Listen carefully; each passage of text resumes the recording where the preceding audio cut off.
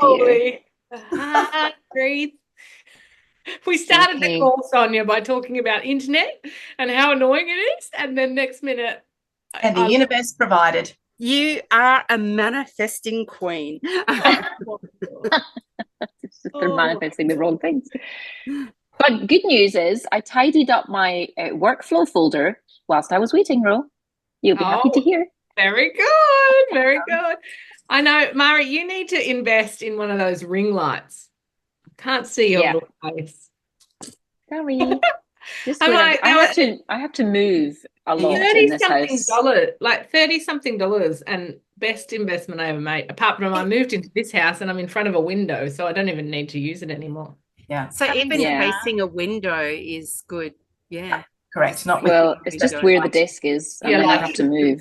you're in the I'm in the lounge, dining, kitchen place, so I'm moving constantly. I don't have a set workspace for meetings particularly, so I'll sorry.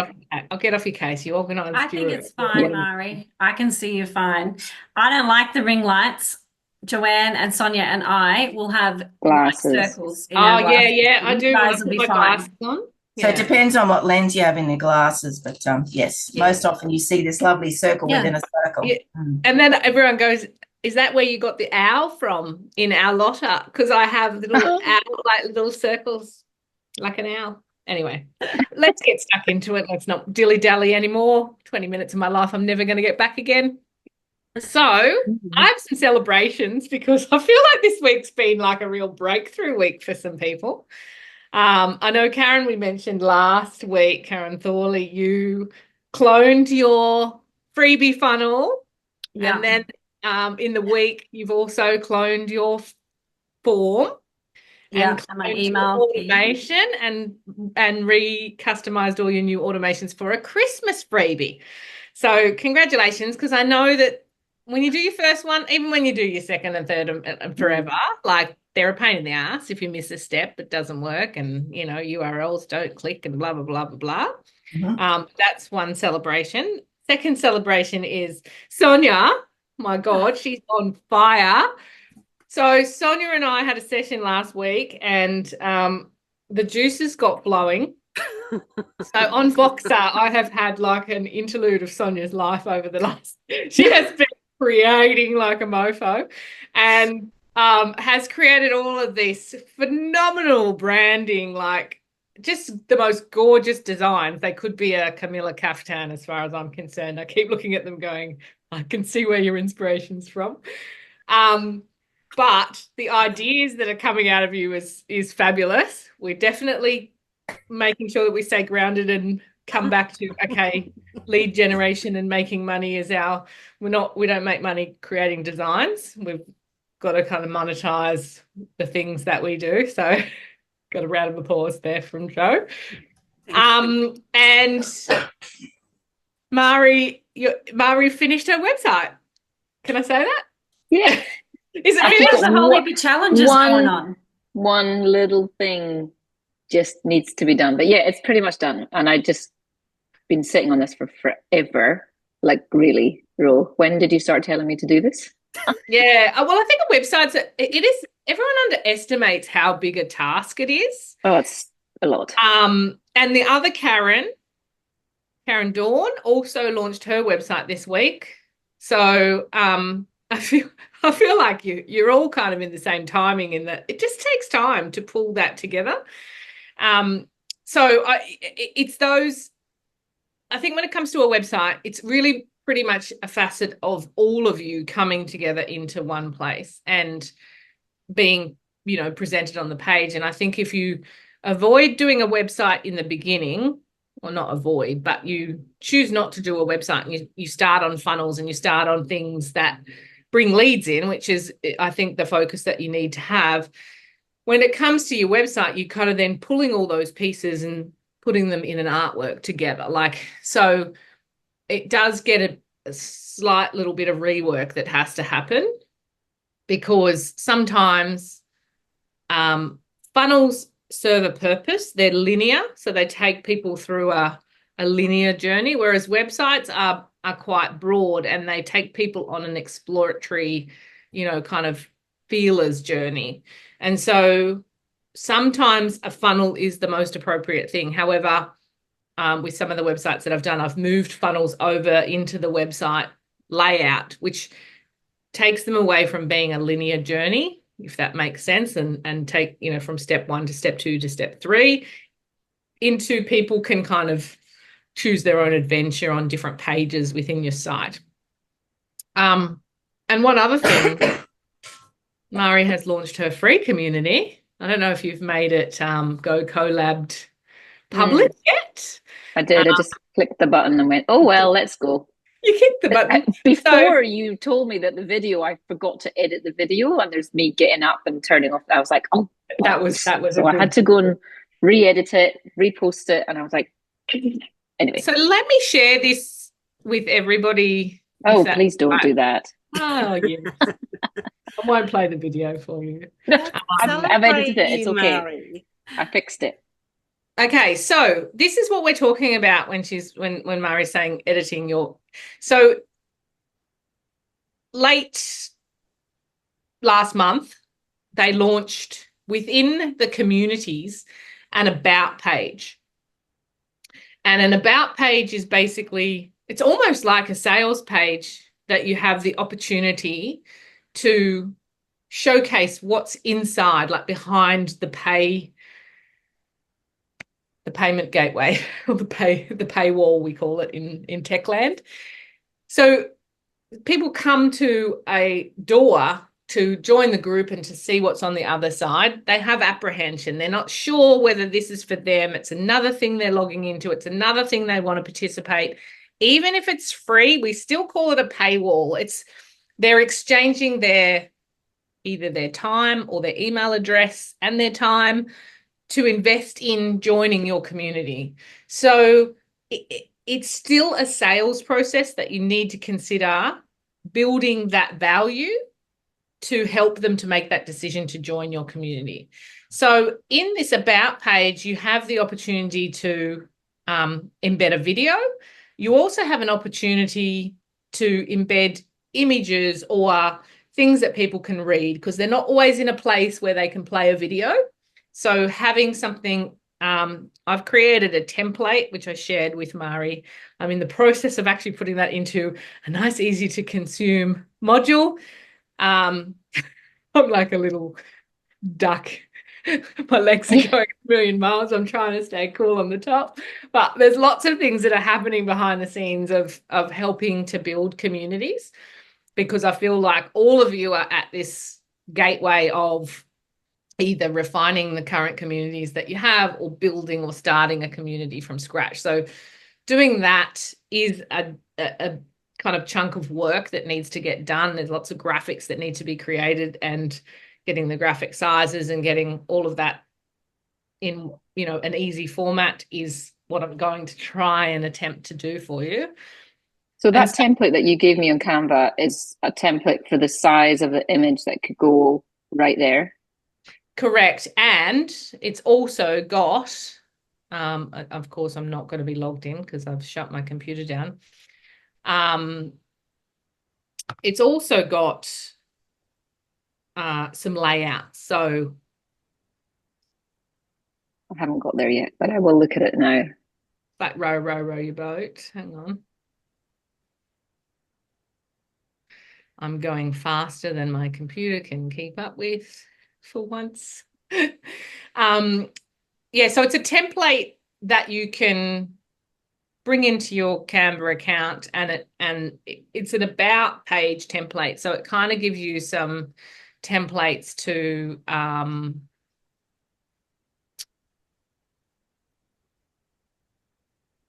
out a bit like a sales page, but in a slide fashion.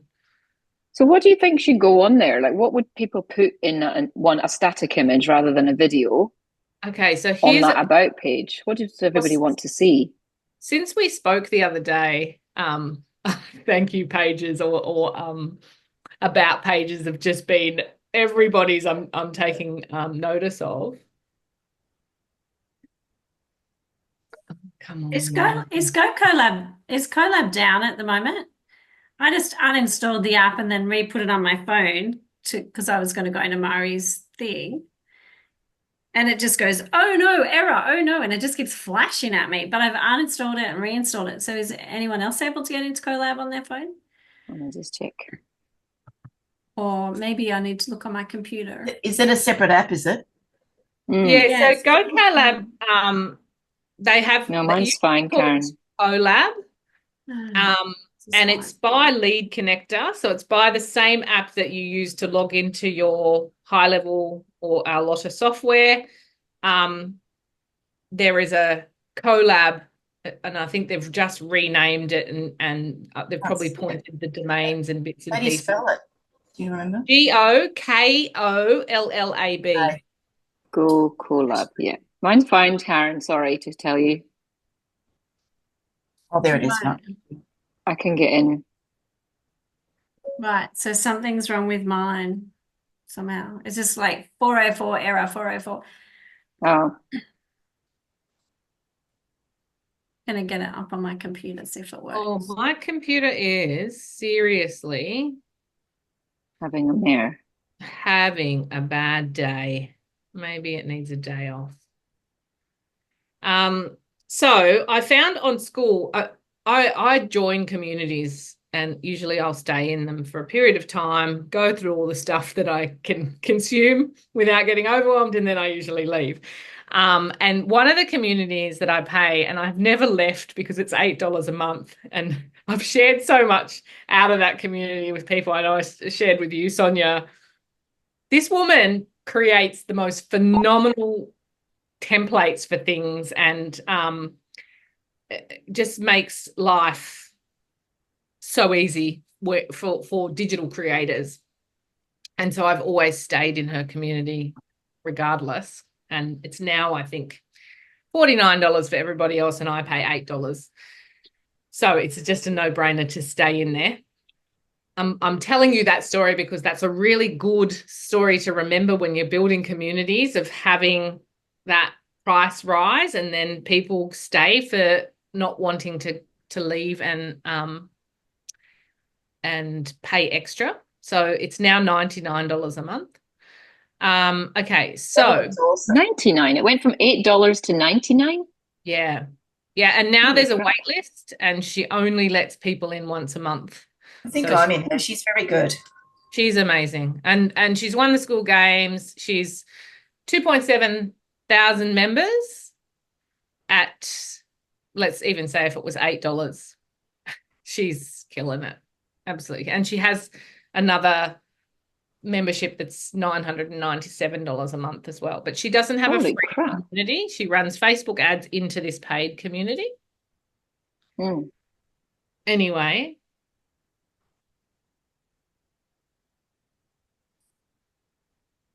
in her about page, This which is I'll on put- school, right?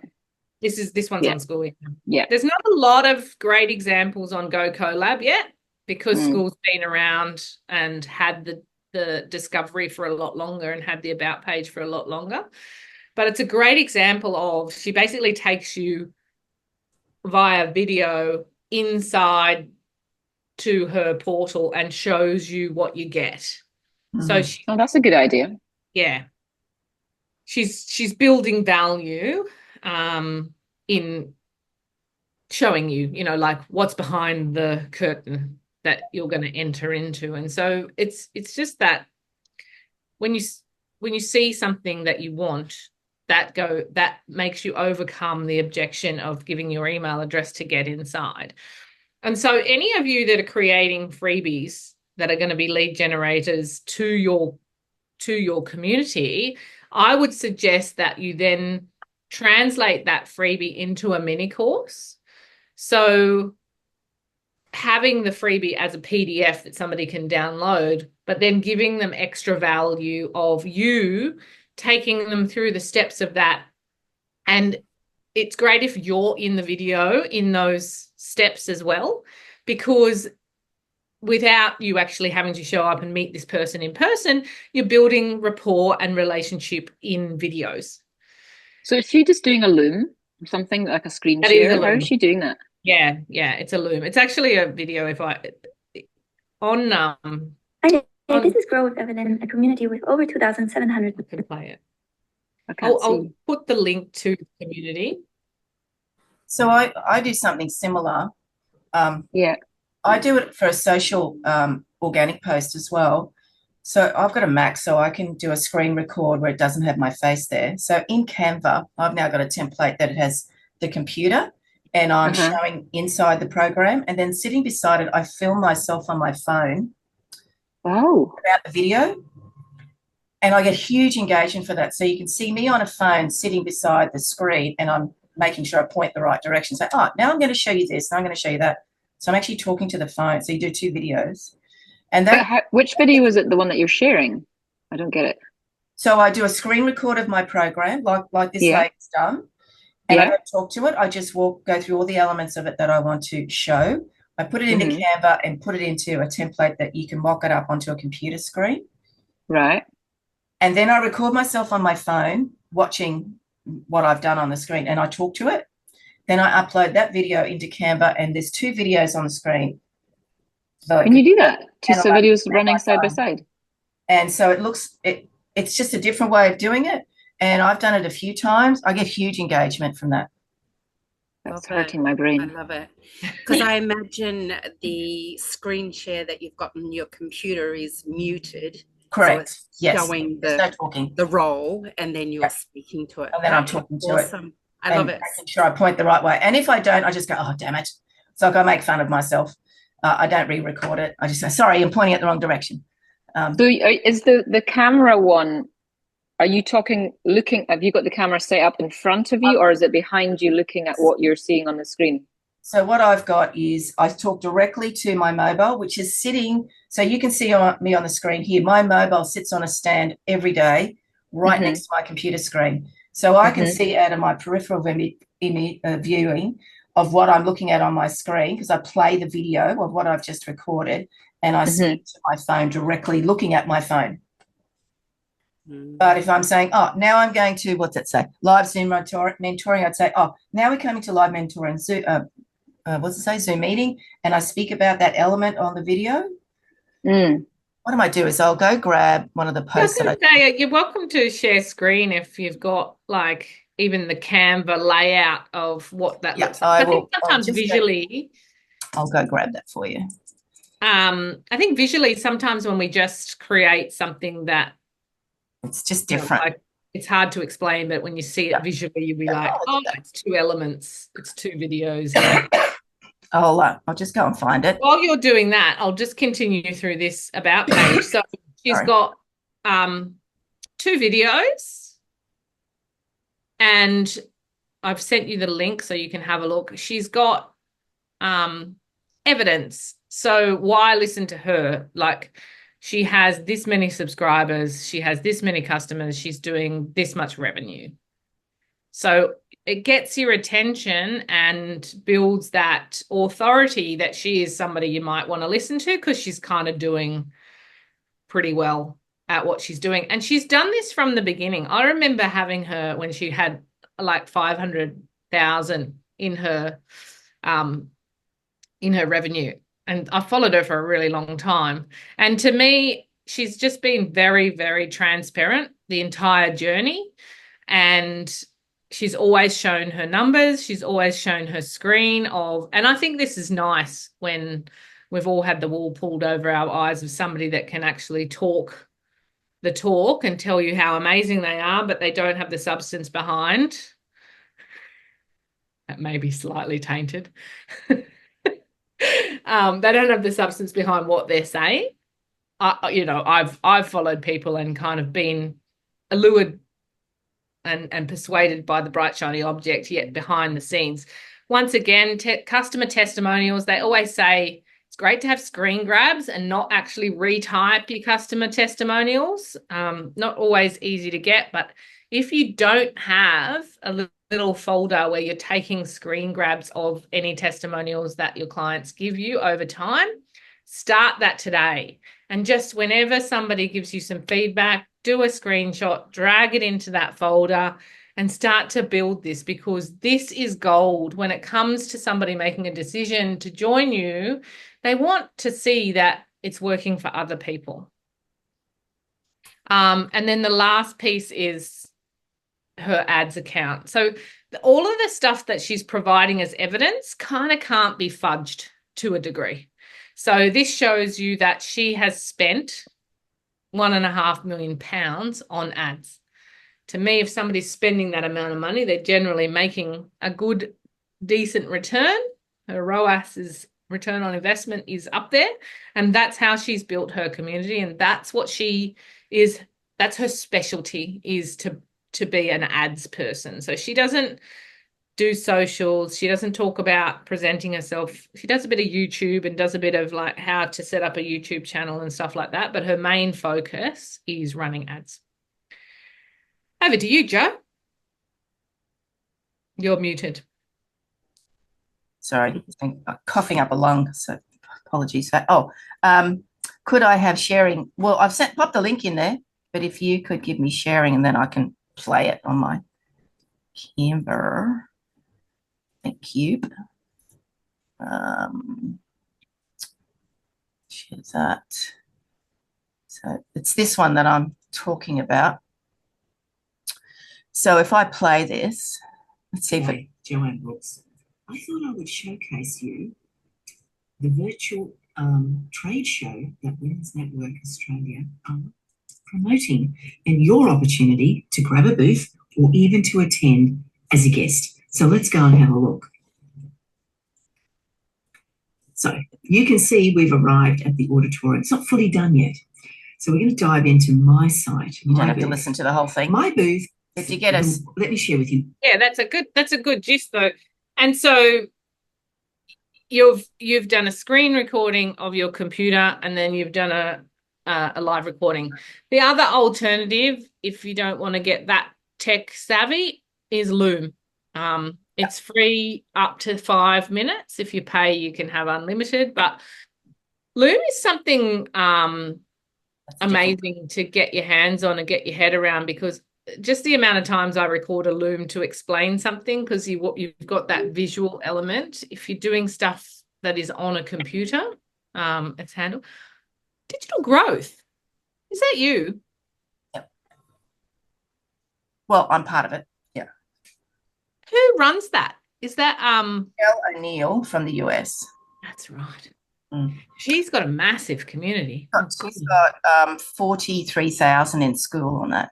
So she's like one of the leaders, like one of the top communities. So I use it not to sell people into a course to then resell. What I see it as is there's an enormous resource of how to do digital marketing that is yours forever for no subscription. It's just one fee. For business owners, I think it's a no-brainer, because she is on the screen every day telling you about how to do different things on social media across every platform.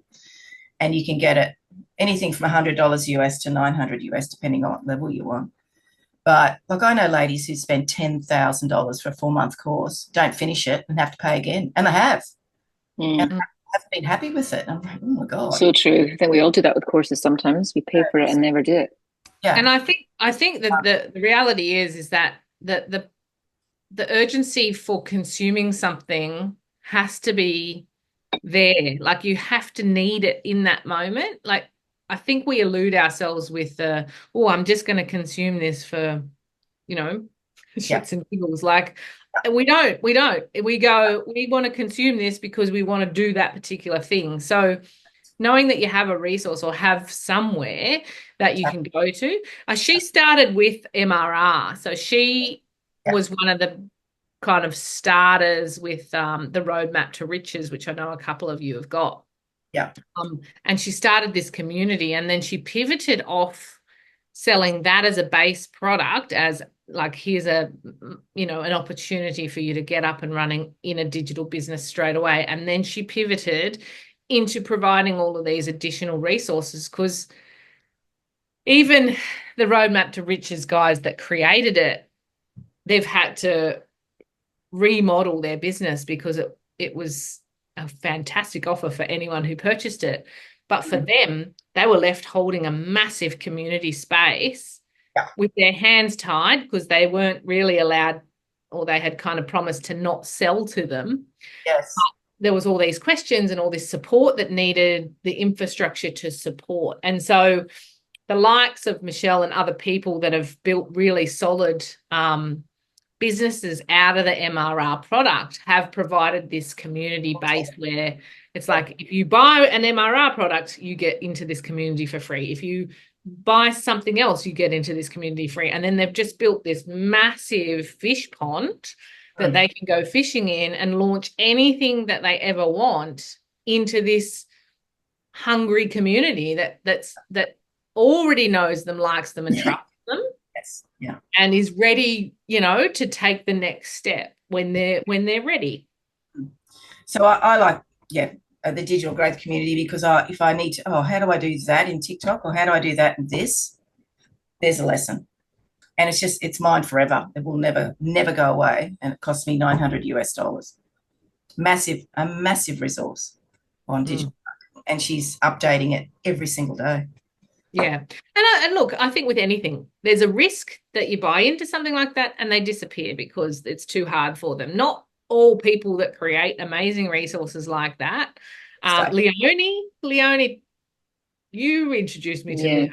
Or maybe I introduced you to Leonie. I can't remember. Yeah.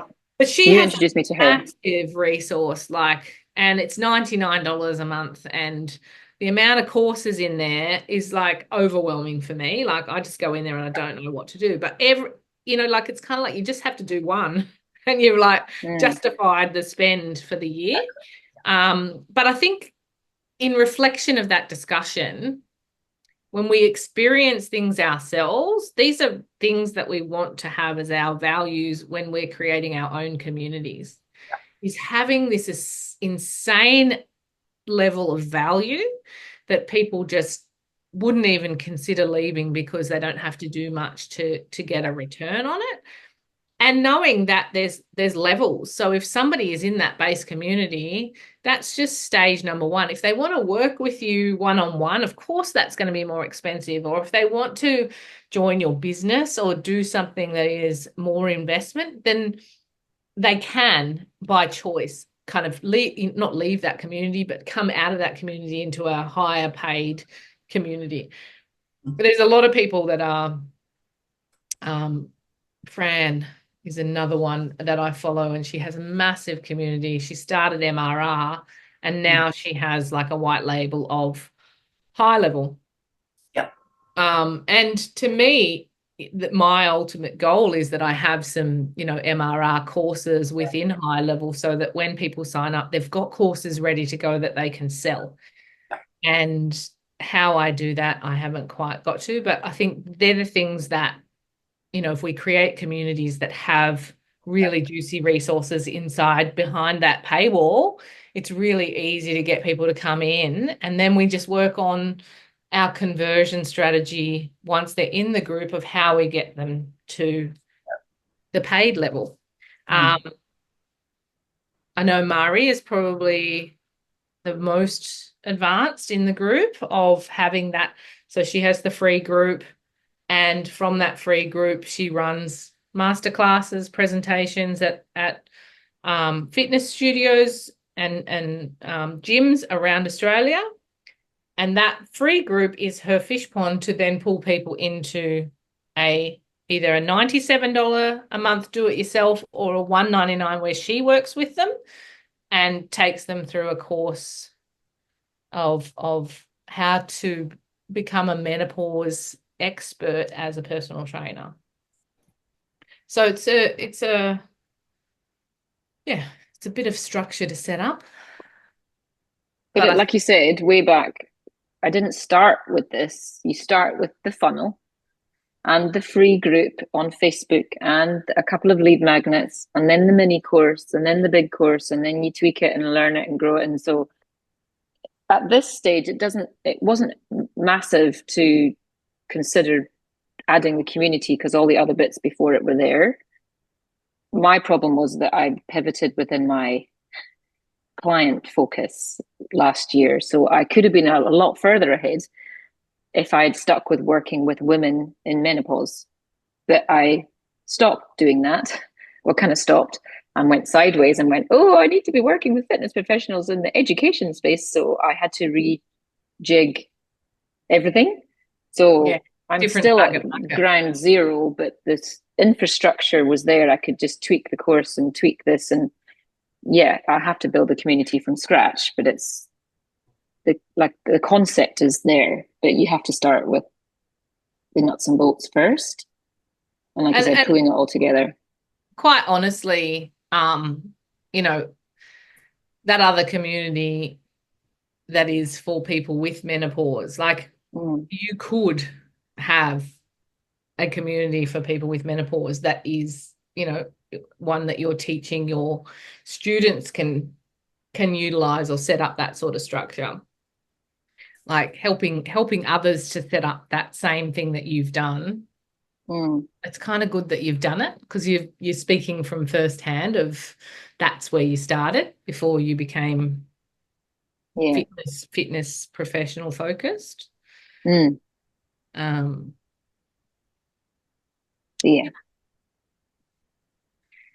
Does anyone have any specific questions? I've got 10 minutes left.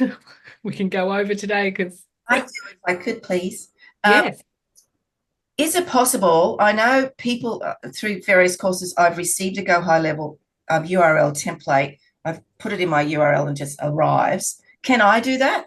If I've got a funnel that I want to share with someone that I'm collaborating with, can I share my URL for my funnel and send it to her so it goes into her Go High Level? Is there a way? You can.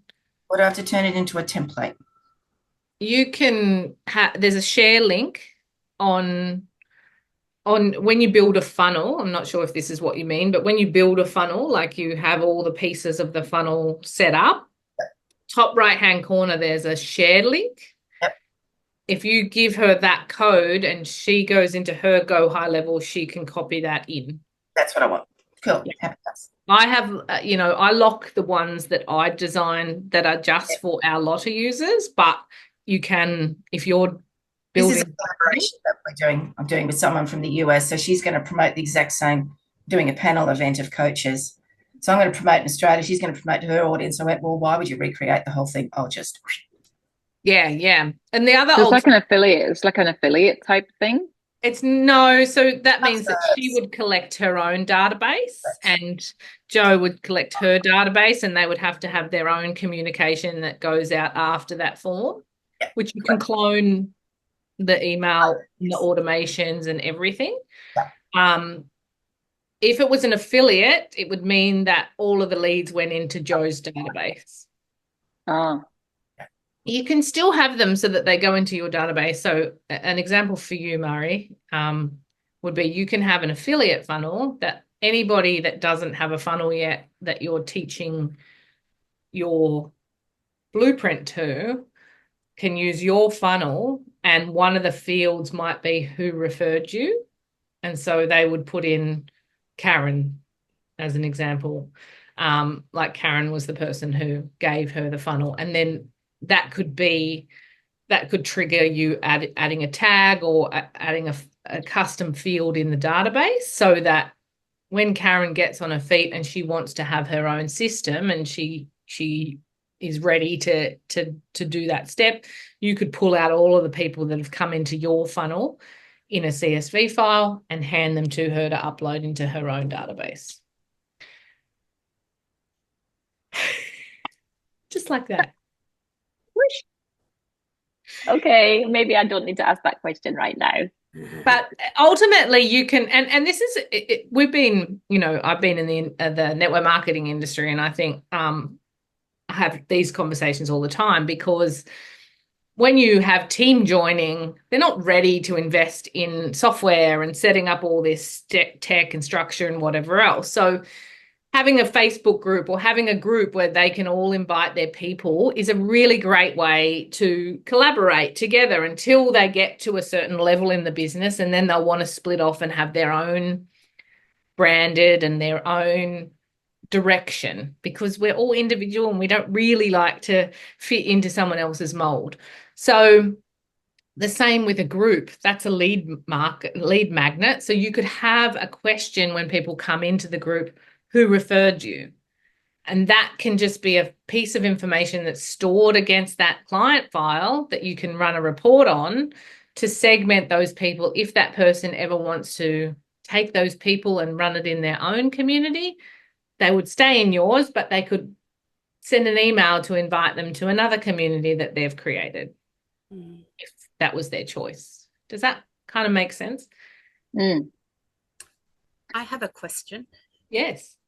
So say you're inviting a user to be part of your, our lotter, and you're doing scheduling for posts and you've scheduled all your content. Can they have their own calendar so they can schedule their content that's not linked to your calendar, or is it the same schedule? It's the same schedule, but they can connect different pages and different groups, for example, and they can schedule to those pages and groups and not yours, but you can't lock them out of yours. So you have to have a pretty tight relationship with them to allow that. Okay. And also, I tried to link my group, but I couldn't find anywhere where I could link my group. I could link my page, my Instagram, my Pinterest, all those, but I don't think it can. Can you link? Is this Facebook? Yeah. It might only not a work. personal. Doesn't do You can only groups. link a personal account, I Doesn't do think. groups. Doesn't do groups. Only Doesn't your do- profile or your page in Facebook. does your profile, it does your page, and it does high level groups. So if you have a community in high level, you can link to that and post into that. So you could put it to my personal. I couldn't do my personal page. It would only let me do my. No, you can't do your personal. So you can do pages. Yeah. I can. Oh, I'd like to know how you did that, Joanne. Yeah, I just have this thought that I did. Maybe I'm thinking about LinkedIn. So let me zip it for a second. Yeah, you definitely can't do a Facebook personal profile. Yeah. What do you mean into this for posting? Yeah. Yeah. For scheduling. In the social planner. Yeah. Why would you not be able to do that? Because it's a business tool and personal profiles are meant to be. Can't. No. Oh, so Yeah. sorry. The reason it's it does it on my Instagram is because my Instagram account is a business account. Business account. Yeah. Oh, I see. So yeah, LinkedIn it does. That's what I was thinking. Yeah, so it does LinkedIn because that's a business. Yeah. It does. When you're talking about group, you're not talking about Facebook group. You're talking about. Right. Yeah. Okay. Yeah, our lot of community. Yeah. I got to go, ladies. See you. I'll see you the week after next. Sorry about the beginning. All good. See you soon. See ya. Bye. I have a quick question as well, but finish what you're saying. Yeah, no, that was it. Like, they've only just added the community communication.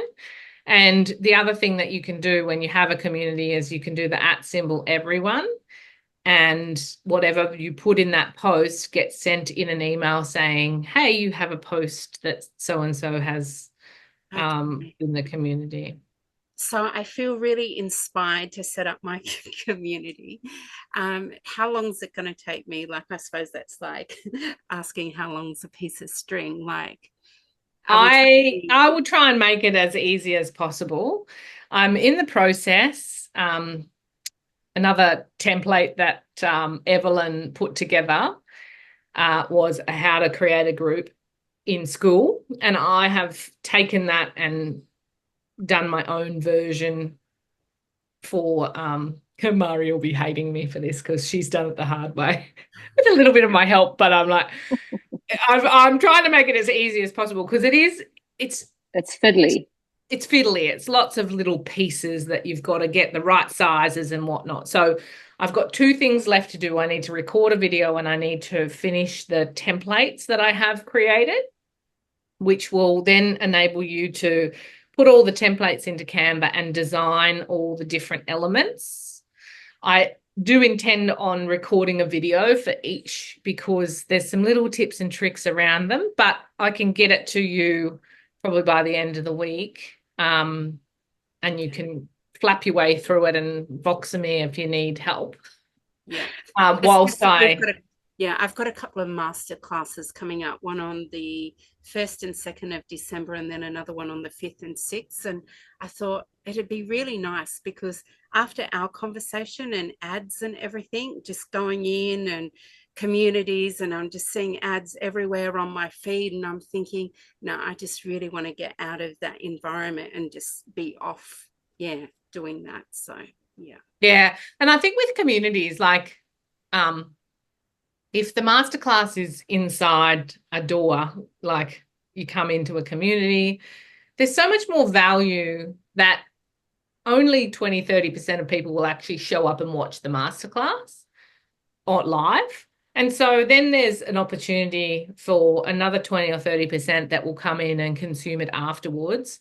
And then another that will just go in and binge content at some point in their journey. There's a good 30-40% that won't do anything, but at least it gives you the opportunity. And this is what I feel. Sometimes if you just build the cupboard with the nice shelves, you start to organize things just automatically into a place. Whereas if you don't have that structure, they just go into a pile on your desk, and that pile gets really messy and you never look at things again.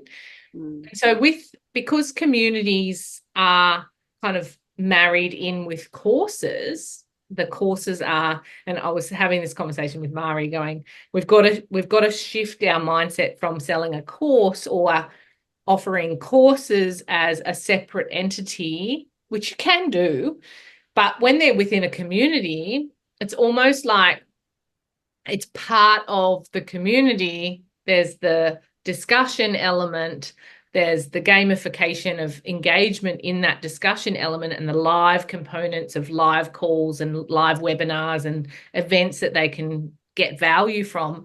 But then there's this vault of information, and if that's really well organized and really well structured, which is your courses, that just becomes really added value to what's in that container.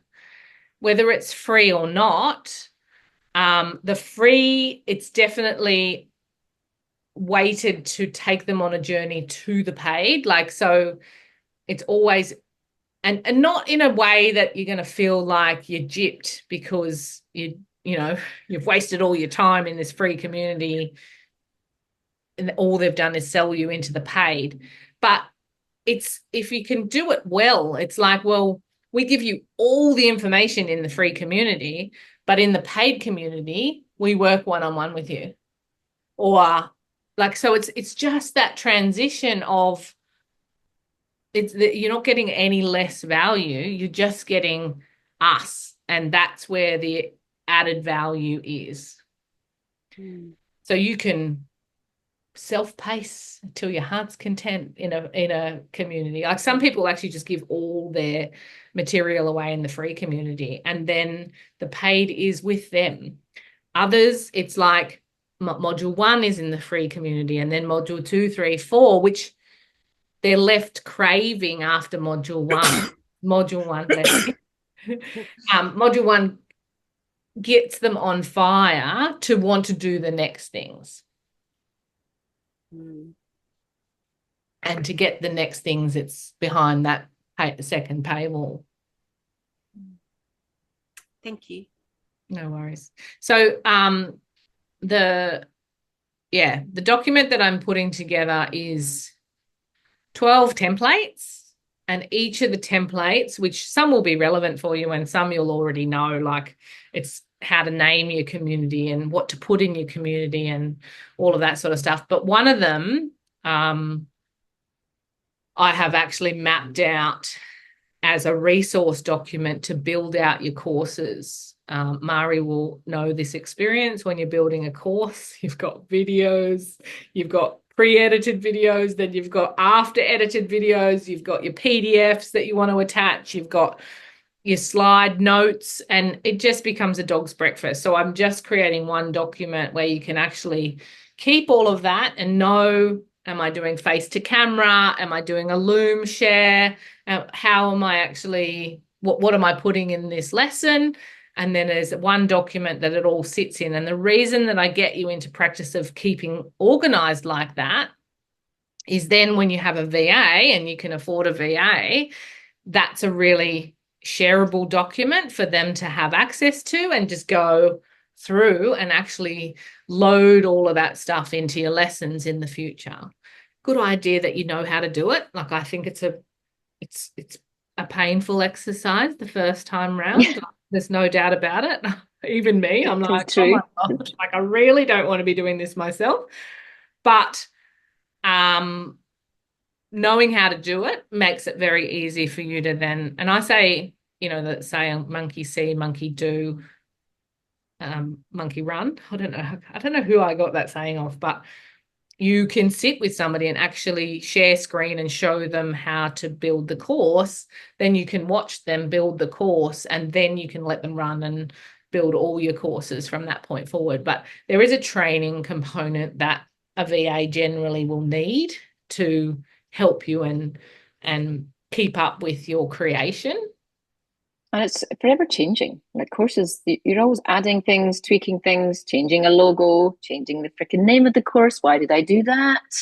Because then you realize, oh, it's in so many places, and oh my God, I have to change the logo. And but and if you don't know how to do it yourself, you start to learn not to don't say the name of your course in your videos. Just record the video with the purpose of what the video don't is. say the start date, because that's going to change every time. Oh my God. Don't start your video saying, oh, this is lesson 1 of module. No. If you change the order of the lessons, it's all fucked up. Like, yeah, I've done that so many times. Oh, we all learn, but there's no way to fast track that learning. You've just got to do your first one, and no, it's not going to be around forever. Like everybody tells you, you just create something once and then you sell it over. Like, yeah, come on, people. You create it. Yeah, learning how to do it. Define it and you restructure. For me, it's like, I need to learn. Because, you are evolving. Yeah. So can I ask a quick question? Yes. So in the communities, there's members' questions. Now, it's the same as in a Facebook group, I believe, that once you've approved them, those questions are gone. You can't find the answers. It's so annoying. So I'm just asking, not in this group. Not in this group. It's a form. Well, where is it gone? So it goes into once you've approved them, I thought it would attach to their contact file, but it doesn't. It does. It's got to be a custom. Yeah. I can also tell you. What I've done is I've just built a Google document like I did for my Facebook group, because I've only got a small number of people in the community, and I'm like, you shouldn't have to. Then maybe I've not done something. Let me research that. And there is a way to get the questions off Facebook as well. Yeah. You've just got to have a sneaky behind the scenes way of doing it. Yeah. Okay. Well, that would be good to know, because at the moment because of my group numbers are small and there's only one person dripping in, I'm just collecting the answers and the referral and where they've come from and popped it into a Google Doc. But it'd be really nice to not have to do that. Mari, at a minimum, create those custom fields in your CRM. I don't know where to put them. Well, put them under group information, or like create a section and add those 3 and at least put them in your database. Don't put them in another form outside. Do you mean within their contact details? Yeah. As in additional information or something? Yeah. Right. So, when we were creating a form, was it last week or the week before, we were creating custom fields. Yeah. So those members' questions is a custom field? It should be, yeah. Oh, I don't believe I made a form. It just asked me, would you like to ask them questions? And I went, yes, please. Yeah, I think they're already there.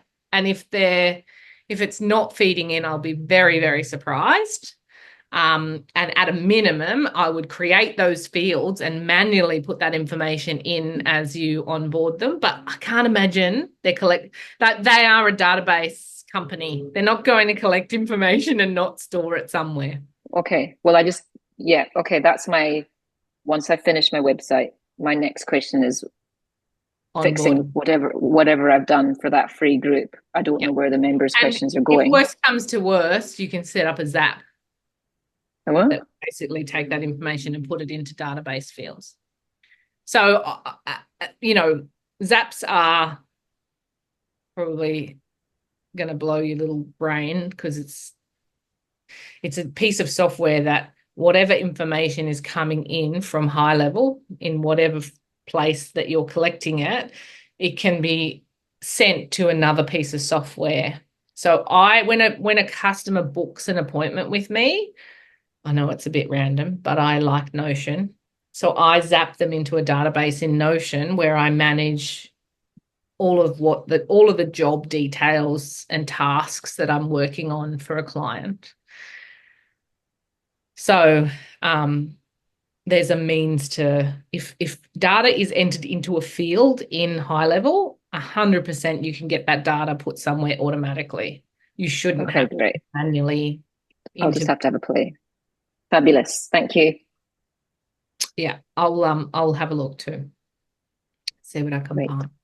But the whole point of bringing somebody in and asking questions, and I think what they'll do is they'll integrate a form option so that when they join your group, you can actually get them to fill out a form. So like Karen does before her appointments, there's a form that people fill out and give her a whole stack of information.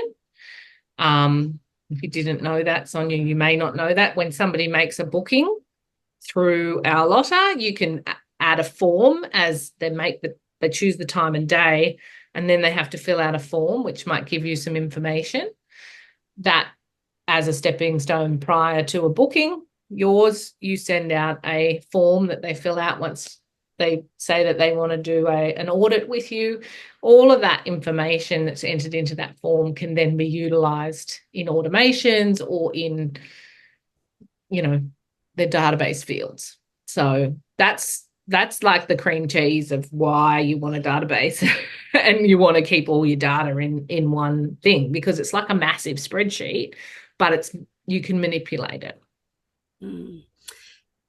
Just on that, can I ask a question, or are we still finishing? Yeah, no, ask. So I'm so proud of myself. I sent out my first email after 10 years. And I didn't record today's bloody session after. Sorry. Letting people know I'm it's recording. Is it? Yeah. Oh, I did. Yeah, okay. Letting people know that I'm still here.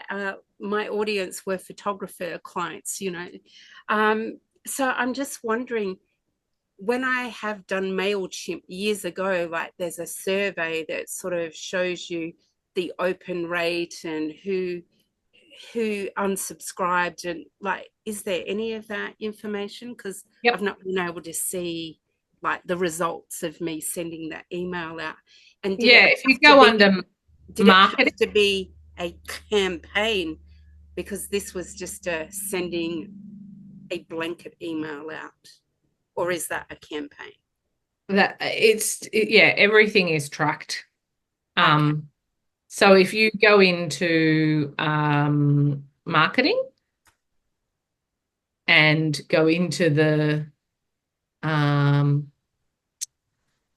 actually, if it's not sent, you go into contacts and look at the bulk actions. Is it not on there? This is probably the better place to go. You're right. So I have to go into each.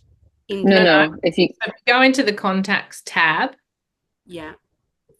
and then go up to the top left-hand side of the screen. I'd share my screen, but it's not letting me log into anything. So the computer that's right. Bad day. Wait there. I'm going to record you. So wait there, so I don't have to go through the whole video. So I'm just going to do a screen record. No, I'll do an auto record. Okay.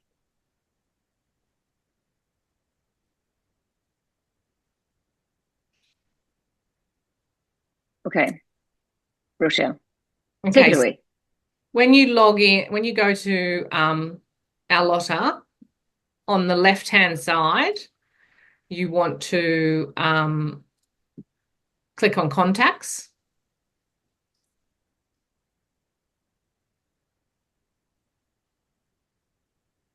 And then from contacts, you want to go up to the top, and the second one in should be bulk actions, because you sent your email via bulk action. And I'm flying blind because I don't have it in front of me. And in that bulk action, you'll see the email that was sent out at whatever time, and there should be a little stats or information. Yeah, correct. Okay. So yeah, you can see, I'm just opening mine just to help. Yeah, so you'll be able to, like I've sent out a newsletter, and then there's a column that says status, and you can view the details, and then along to the right, there's the show stats. So you just hit show stats.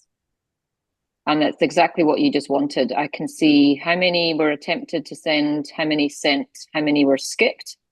And then you can click on the ones that were sent, and at the bottom it'll tell you how many opened, how many clicked. If there was a link in there, of course it has to be a trigger link. How many replied, how many bounced, and how many unsubscribed. So if they bounced, do you take them off your database, or do you? You are best, yeah, you are best to apply a tag.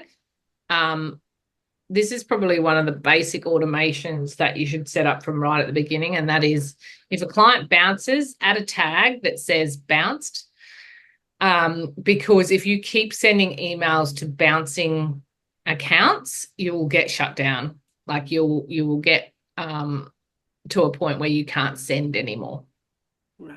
Because you're basically sending it to something and it's telling you that it doesn't exist or it doesn't. So So why would you what would keep the it and add the tag? What would the automation be then?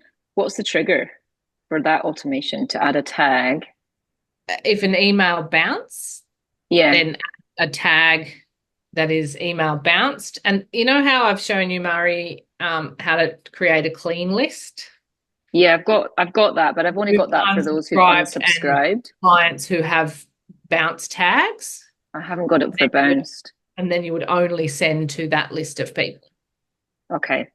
Because I've never really done email marketing before, so I sort of really need to know the fundamentals.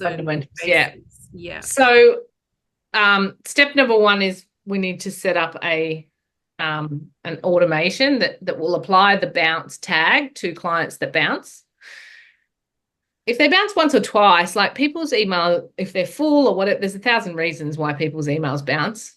So you don't want to take them off your list if they've bounced. If you get, like if people report you for spam, then that is an issue, because I think you get 3 strikes and you're out and they won't let you send anymore. But if it bounces, it could be that their email box is full, or, you know, that no longer exists. And so you just want to minimize that. One really great tip for sending emails is I usually set up an automation when I send an email. So I'll send the email as one of the steps, and then 2 days later, I will send the email again to anybody who hasn't unopened with a different subject.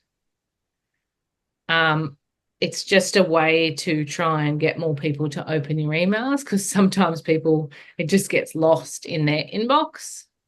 Some people don't like that, but that's what I would do, especially in a launch or something like that, is I would resend it to anyone who hasn't opened. It is a risk, because if you resend an email to people that haven't opened, sometimes, you know how in Gmail you can kind of see the email and you can read enough to know that you don't want to open it. That doesn't actually trigger as an open. And so sometimes people will be like, why are they sending this twice? Like, that's annoying. I get that from Amy Porterfield and Denise Duffield and Jeff Walker all the flipping time. Yeah. Every time I get one email, I get 2. I'm like, why do they always send it twice? Yeah, that's because you don't open it. And that's a strategy. It's landing in my inbox and I'm getting 2 duplicate emails before I've even... That might be that you've registered on 2 different email addresses, maybe? I don't know, but it happens to all the big guns out there. I'm like, oh my God. So Jeff Walker, I get 2 emails. Denise Duffield, Amy Porterfield. Every day I've got duplicate emails and I have to delete them. I'm like, why? That is so annoying. Yeah, I don't think that would be their end. The only thing that they would definitely do, and they'd probably rewrite a second email that's totally different, but they No, would it's the same. they would send another email 2 or 3 days later if you hadn't opened the first one, because it's a known marketing strategy to get more opens. Yeah, okay. Then it's probably mine. It's borderline spam. Like, it's borderline annoy the shit out it's- of people. Like, you've just got to choose path of, you don't want to annoy people with the processes of sending an email. You want to also have people that really want your stuff and really want. I have several emails, school newsletters, one of them, but I have several newsletters that I usually get on a Friday, and I will always read them because I always get something juicy in there. And to me, that's what you would want to focus on and pour your energy into, is being something that people want to get, not being another boring old thing in your inbox. Like, you know, standing out and being, even if it's just like, I'm just going to do, it's a 5-minute read. It's going to have these top 3 things, and that's all I write. So I know that it's only going to take 5 minutes of my time. I'm going to get some nuggets of value, and so I'll open it. Like, those sorts of strategies I think are better, is authentically better to focus on, and be something somebody wants in their inbox, because you've got massive value, not just sending shit out because you've been told to do a monthly newsletter. Like, it's just icky.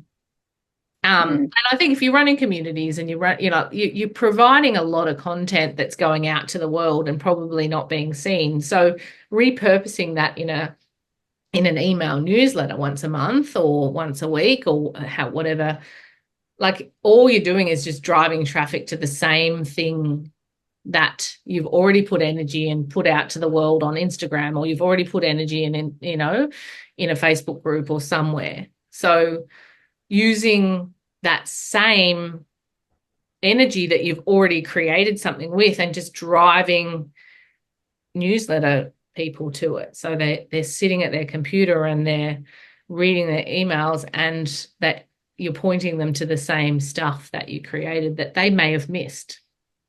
Yeah. I've got to go. Yeah, me too. But thank you. Been lovely. Thank you. Brilliant. Thank you. Flagged that anything that I've said that I'll do, just Voxer me and I'll reply and just get you an update on those 2 things. Thank you. Right. See you later. Thanks.